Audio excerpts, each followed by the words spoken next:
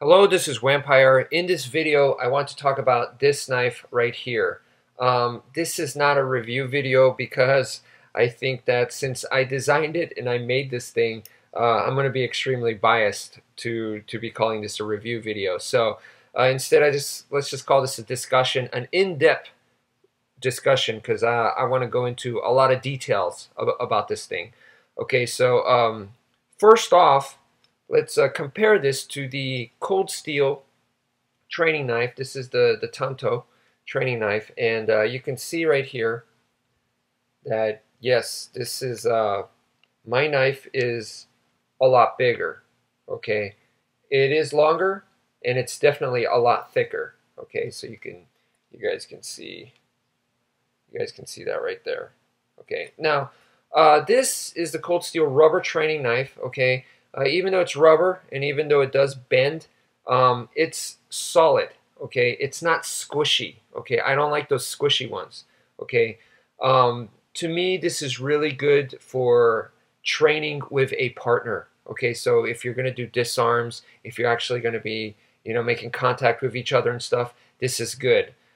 This one over here, the aluminum style training knives, is really good if you're actually going to be hitting a target. Okay, like a tire. So if you want to actually make some pretty strong contact, then I recommend an aluminum training knife. I do feel that both, hard rubber and also aluminum is good to have both. Okay, but for this one specifically, I wanted something solid, and I went with this. I went with, like I said, this is made of aluminum, and the length, this ruler is 1 foot long. Okay, and if you look at it this way, like that, it's about the size of the ruler. It's a little bit larger, but it's roughly about the same size. So this is a monster training knife. It's 1 foot long. All right, 12 inches right there. So that's what I wanted. The reason why it's so large is because when you go from the Eskrima stick and you're going to transfer your skills, your Eskrima stick skills,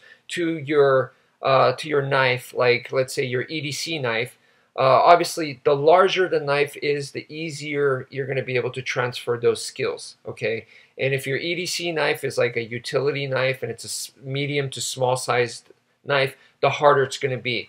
This thing right here, it bridges the gap between the Eskrima stick and your EDC knife. Okay, it links it together, so this is nice in the middle. It's like a training knife right there. It's a training wheels right there for you, so that you could more easier transfer from Eskrima stick to this guy, and then from this guy to your EDC knife. So that's why this is so large. Okay.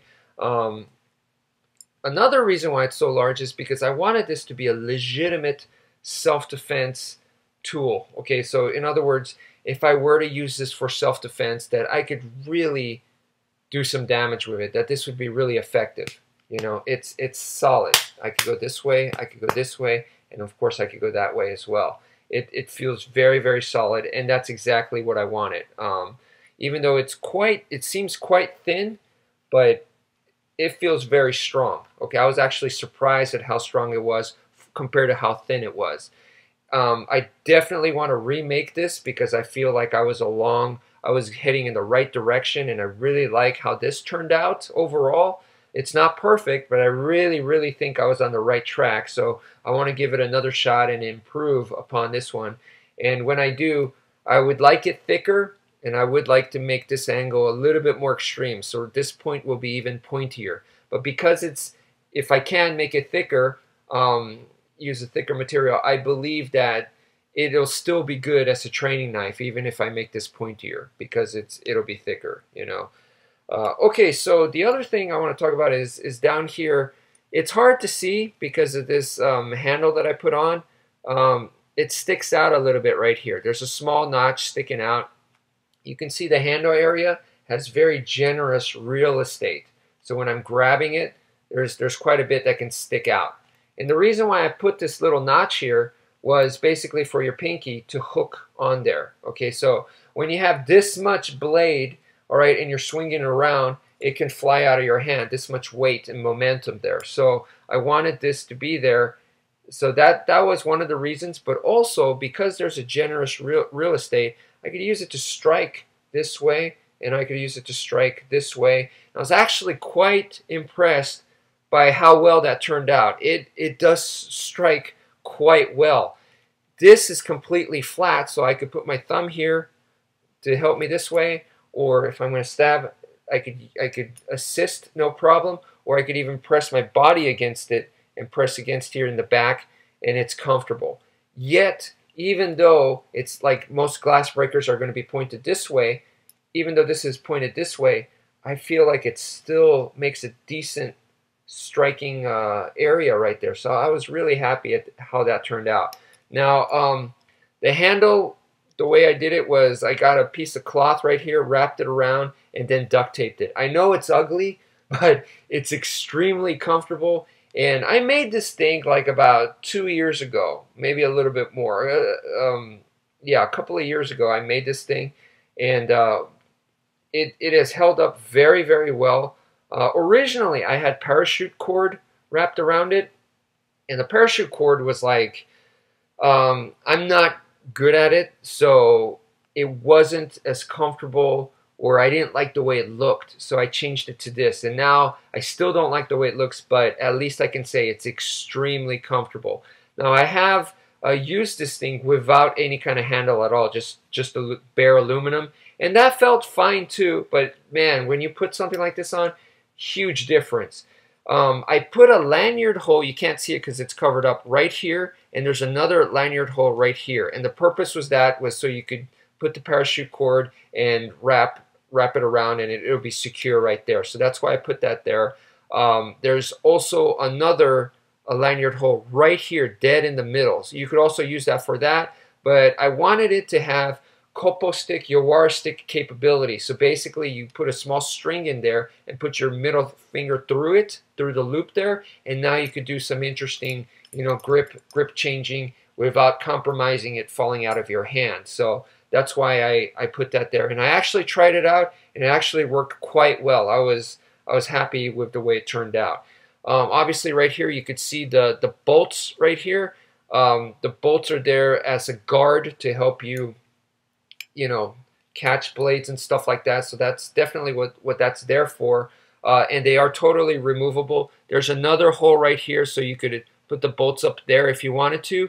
Also, this hole is here because originally I had put a pocket clip on there, but I found out that you really don't need the pocket clip because of this guy right here, and these bolts also help as well. But even without the bolts, this hook right here really works. And let me kind of demonstrate that real quick. This is kind of not a good example, but you'll get the idea. So I could just put this right here, and you can see it stays right there. Okay, or you could just imagine this as the top of your pants right here, and it's gonna hook like that, and it'll sit there, no problem like that. So I was really happy with that. And on the other side, what I wanted right here was a pointy area, so that not only is this a guard, but I could use it when things got very close, that I could use it to stab in and apply some pain. The bad thing about this is my hand rides up on it and finger gets caught on it, which is not a good feeling. Also, like, this can happen, all right? So as I'm wielding it and I do this, my finger can get caught on it, and then once again, it is not a good feeling. So the original idea was to have this side and this side stick out this much further, but instead I wasn't able to do it because just even shaving off this much and this much right here was a real big pain to do. And for it to come out like this big, I'd have to use an aluminum, piece that would be ginormous. So instead, what I would do the next time I make this is I would make this part removable. So you attach the cross guard on there, and then I could make it like this wide, and I don't have to worry about shaving anything off, and it'll be easier for me to construct, and I think it's also nice that it's removable. So that's what I would do the next time. I would still be, I like the bolts, so I would still make it to where you could attach the bolts on there. Originally, this hole was supposed to be large enough that I could put a finger in there and actually spin this thing. And there'd be a lot more room for blade catching. and also I could use the top part for striking. And now because this is so small right here, I mean the angle where I could catch a blade is very, very limited. I can't put my finger in there, and this is, you're not really going to use that for striking. And then this area, if this stuck out a lot lower, then I wouldn't have to worry about my finger getting caught on it. That is the biggest problem with this guy right here, is the finger gets caught right there. And this area right here could be used for catching blades, but it's a very small area. If this protruded more, I'd have a lot more luxury there. So that is what I would do next time. All right. Also, you can see that this has a lot of small holes right here.